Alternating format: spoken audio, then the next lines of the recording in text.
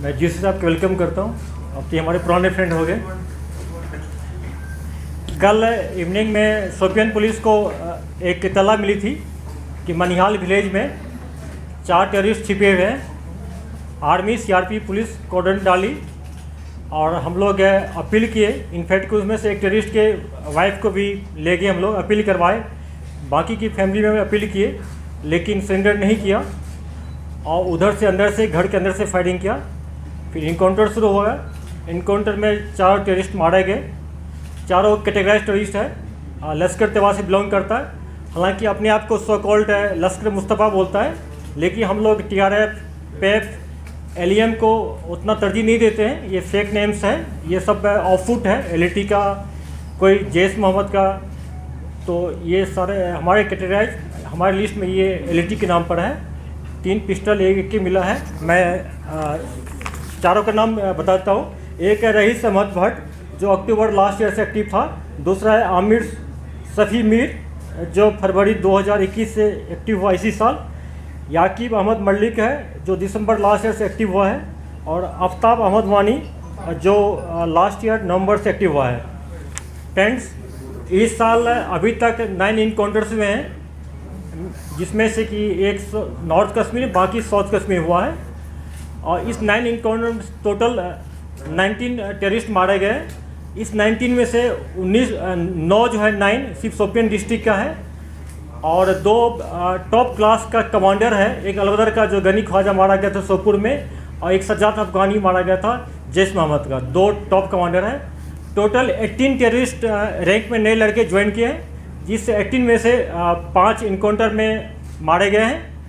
3 arrest हुआ है, बाकी फील्ड में एक्टिव है। उनके पेरेंट्स से भी हम लोग अपील कर रहे हैं कि उनको वापस लाएं। कुछ पाइपलाइन में है, शायद वापस भी आ जाएगा। और इसके अलावा हम लोग करीब 7 ऐसे यूथ था जो कि ज्वाइन कर चुका था, उनको फैमिली के हम लोग हेल्प से वापस लाए हैं। और हम लोगों पर पुलिस सिक्योरिटी फोर्स और पेरेंट्स काफ़ी ट्रस्ट बढ़ा दिए हैं। और कल भी हम लोग एक्सपेक्ट कर रहे थे कल रात में 2 बजे की सरेंडर कर जाएगा। काफ़ी अपील हो रहा था फैमिली की साइड से हम लोग से, लेकिन नहीं हो पाया, उन्होंने नहीं माना। और फिर भी हम लोग लगे हुए हैं। इसके बाद जहाँ तक बात है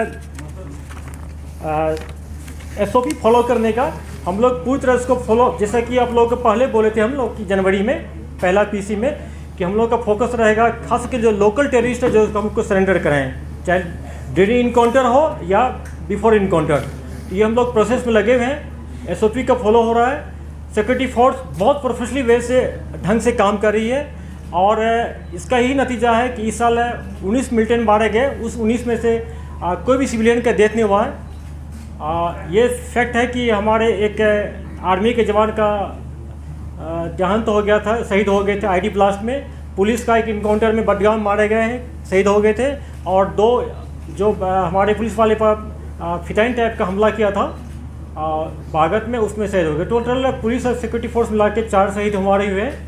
हम लोग अपने ऑपरेशनल स्किल को बढ़ा रहे हैं कि कोई कोलेटरल डैमेज नहीं हो और हमको भी लॉस कम हो। कल के इनकाउंटर में आर्मी के जवान थोड़ा जख्मी हो गए, अभी उनका हालत बिल्कुल ठीक है, हॉस्पिटल में है। जहाँ तक रेजिग्नेशन का बात है, पाकिस्तान अभी तक बाज नहीं आया है। अभी भी हम लोग 7 नए टेररिस्ट इंट्रोगेशन बात किए, उनसे पता चला है कि पाकिस्तान से उन्होंने प्रूफ भी देखा है कि सोशल मीडिया पर किस ढंग से उसको इंस्टिगेट किया जा रहा है, रेडिकलाइज किया जा रहा है। दूसरी बात ड्रग्स है, ड्रग्स भी काफ़ी पाकिस्तान से है। हमारे लड़कों को यूथ को ख़राब किया जा रहा है। इससे मैं पेरेंट्स से अपील करता हूँ कि अपने बच्चों को संभाल रखें, उनसे काउंसलिंग कराएं। अगर कोई बच्चा किसी का, अगर बेटा हो चाहे लड़कियाँ हो, अगर ड्रग्स लेती है, हमारे पुलिस का जो हॉस्पिटल है ड्रग्स डिटेंशन सेंटर, वहाँ जाए, उसको हम लोग पूरा हेल्प देंगे, करेंगे, उनको मिनिस्ट्री में लाएंगे। उसके अलावा मैं उन लड़कों से खासकर जो ज्वाइन कर लिया उनसे अपील करता हूं कि 2 टाइप का, या तो आप पहले आ जाएं या इनकाउंटर में जब आपको मौका मिलता है उस टाइम ये आपको मौका दिया जाएगा सरेंडर करने के लिए, आप उसमें आ जाएं। आपके साथ कुछ नहीं होगा, हम लोग आपको एक्सेप्ट करेंगे, कोई दिक्कत नहीं होगी। बाकी संभर की जहाँ तक बात है, हम लोग का पूरी तरह तैयार है। हम लोग का अपना प्लान बन गया है। कहीं कहीं हम लोग नाका को बढ़ा दिए हैं, कहीं कैंप को शिफ्ट कर रहे हैं। और जैसा कि हम सब जानते हैं कि इलेक्शन के बाद हम लोग को एडिशनल फोर्स मिल जाएगा और जहाँ जहाँ सिक्योरिटी का कमी है, जिस एरिया में सिक्योरिटी का कमी है उसको प्लग कर लेंगे और बहुत ही सक्सेसफुल सेफ इंसिडेंट फील्ड यात्रा करवाएंगे हम लोग, कोई दिक्कत नहीं होगी।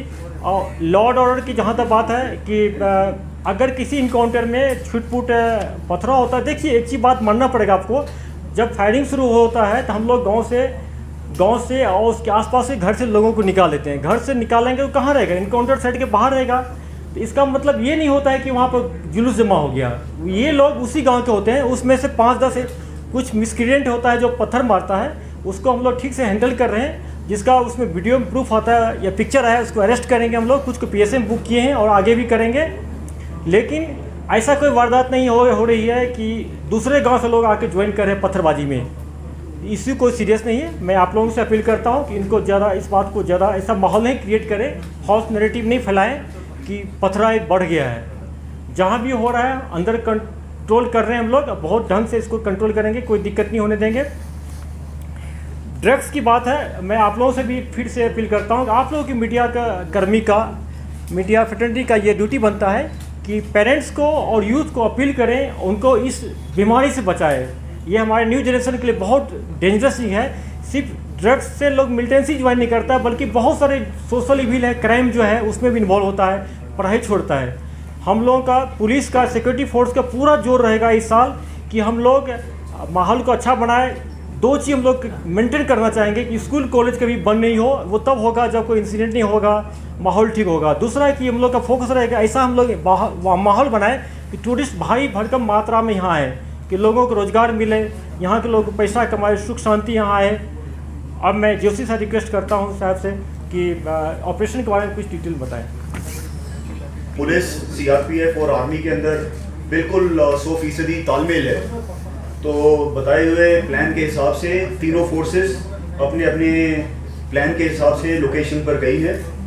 लोकेशन पर पहुंचने के बाद जैसे IG साहब बता रहे थे, सबसे पहले एक ही हमारी बटालियन से ही जो कि 44 RR है, वो जाके उसकी फैमिली तक पहुंची है।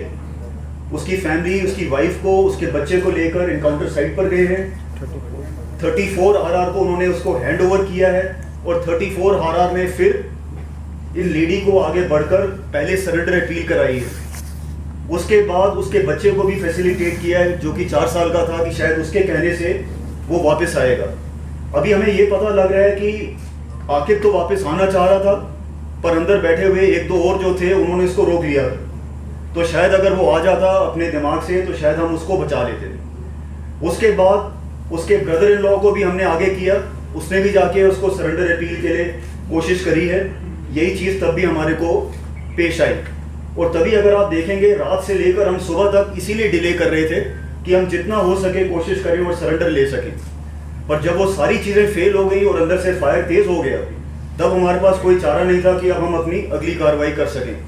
तो आपके ज़रिए, मीडिया भाइयों के ज़रिए यही पैगाम हम सब की तरफ से, IG साहब की तरफ से और कोर कमांडर साहब की तरफ से, मेरी तरफ से, कि जो भी सरेंडर के लिए आना चाहता है लास्ट मोमेंट तक, सारी की सारी सिक्योरिटी फोर्सेस लोकल लड़कों के लिए कमिटेड हैं। अगर लास्ट मिनट तक भी हमारे पास होगा, हम अपनी जान की परवाह ना करते हुए फिर भी सरेंडर लेंगे।